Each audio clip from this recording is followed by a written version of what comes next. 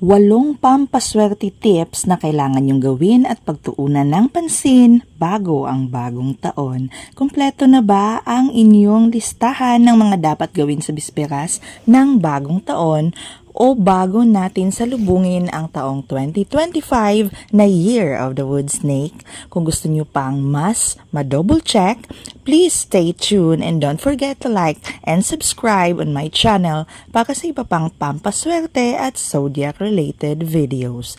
Hi guys, it's me Gian and welcome back to my YouTube channel.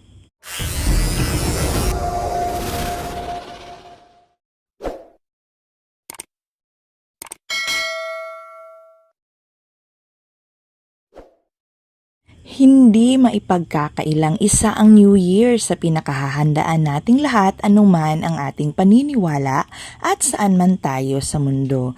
New Year calls for a great celebration and thanksgiving dahil sa lahat ng biyayang ating na-enjoy sa buong taon and of course a new beginning for another year round na puno ng pag-asa at paniniwala sa mas marangya at puno ng kasaganaang pag-welcome sa bagong taon.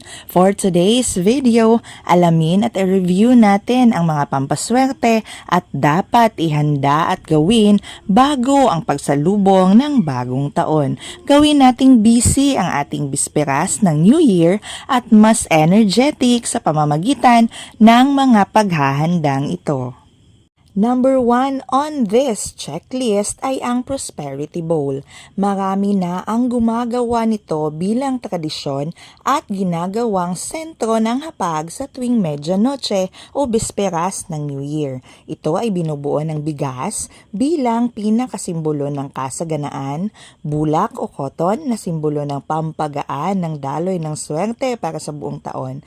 Iba't ibang pampaswerte tulad ng dahon ng laurel, gold coins, red lucky envelope na may swerteng denominations tulad ng pinakasikat na swerteng amount na 888 at iba pang masiswerteng denominasyon according sa inyo at according sa feng shui. Napakarami ng style, variety at version ng Prosperity Bowl ayon sa paniniwala at angkop na swerteng gusto nating matamasa sa pagpasok ng bagong taon. Number 2, ang 12 o 13 lucky fruits. Ang matatamis, hugis bilog at puno ng buto na mga prutas na ito ay matagal nang ginagawang pampaswerte at tradisyon na ng marami dito sa Pilipinas. Isa ito sa pinakarason kung bakit tumataas ang presyo ng prutas sa tuwing sasapit ang New Year. Ang 12 lucky fruits ay sumisimbolo sa 12 months of luck at ginawang 13 na sa paglipas ng taon for an extra swerte throughout. In Chinese tradition, may mga prutas na puno ng swerte at panghatak ng pera at yaman, kagaya ng citrus at oranges, pineapple, apples, buko, mangga at grapes. Ang pomegranates naman ay dapat ihanda lalo na para sa mga pamilyang nais pang magkaanak dahil simbolo ito ng fertility at good reproduction. Isa sa pampaswerteng ginagawa bago ang pagsalubong sa New Year ay ang pagpapagulong ng mga oranges papasok sa ating bahay mula sa ating main door. Ito ay ginagawa to welcome a very prosperous New Year. Number 3, wearing the lucky color of the year. For the Year of the Wood Snake, shades of green ang pinakamaswerteng kulay para sa taong 2025. Ito ay dahil ang kulay na sumusuporta at katambal ng element ng taon ay nararapat na maging parte ng ating tahanan at outfit sa pagsalubong ng New Year. Ang green ang isa sa pinakamaswerteng kulay ayon sa feng shui na sumisimbolo ng kayamanan, pag-angat, bagong simula at good health. Number 4 ay ang pagbabayad ng utang. Isa sa pinakasikreto ng mga successful at financially rich na mga tao ay ang pag-maintain ng magandang credit score or credit standing all throughout. Kaya't ang pagbabayad ng utang lalo na para sa mga Chinese ay isa sa top secret nila at nangungunang pampaswerte para sa bagong taon. A clear financial flow will give you more more opportunities and luck. Ugaliing magbayad ng utang bago sumapit ang bagong taon. This means na kaya niyong panagutan lahat ng responsibilities niyo at syempre you have more blessings kasi nakayanan niyong bayaran ang mga pagkakautang na ito. Kung kayang ma-zero out ang utang, mas maganda. Pero kung di naman kaya, at least may payment movement na ginagawa. Having a good credit standing is very important, lalo na sa may mga negosyo. Number 5 on the list ay ang pag-general cleaning.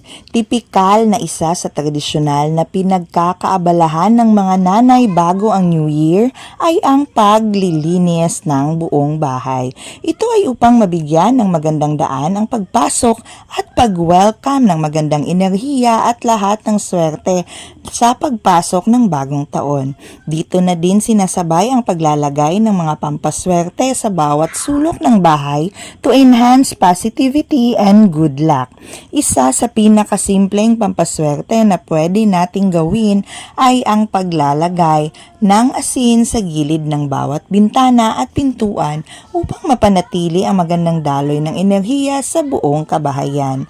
Maglagay din ng mga lucky plants upang mas maging maaliwalas at maswerte ang ating tahanan.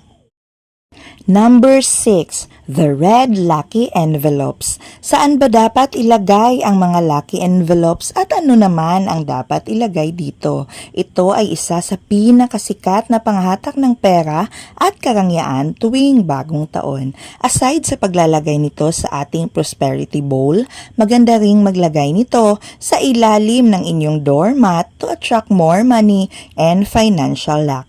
Malaki ang impluensya ng main door para sa ating kasaganaan, kaya't nararapat na isa ito sa pagtuunan natin ng pansin lalo na sa tuwing sasapit ang New Year. A good main door feng shui will surely invite and welcome a more prosperous year ahead. Kaya make sure na malinis ito at walang harang at syempre puno ng pampaswerte. Number 7, maliwanag na bahay para sa mas maliwanag na bagong taon. Alam niyo ba ang simpleng liwanag ng ating kabahayan ay may dalang malaking swerte sa ating buhay? Kaya bago magkalimutan, check all your bulbs upang ma-maintain ang liwanag sa buong bahay, lalo na sa pagsulubong ng bagong taon.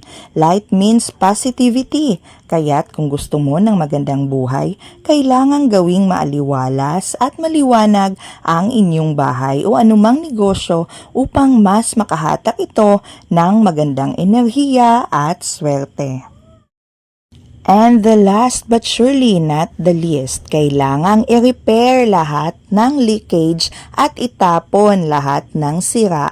Ito ang ating number 8. Lahat ng sira ay hindi maganda, kaya't isa sa dapat pagtuunan ng pansin at dapat nating i-check bago sumapit ang bagong taon ay ang pag-aayos at pagkumpuni ng lahat ng sira-sira sa bahay, lalo na ng mga umaagos o leakage dahil this will mean bad luck for our home. Mga tumutulo na gripo at iba pa will let out the good energy of our home, kaya't dapat nating itong ayusin kaagad bago natin salubungin ang bagong taon. Ano pa ba ang inyong mga pinaghandaan at ginagawang pampaswerte sa New Year? Comment down below kung meron man akong nakalimutan, and thank you so much for always watching.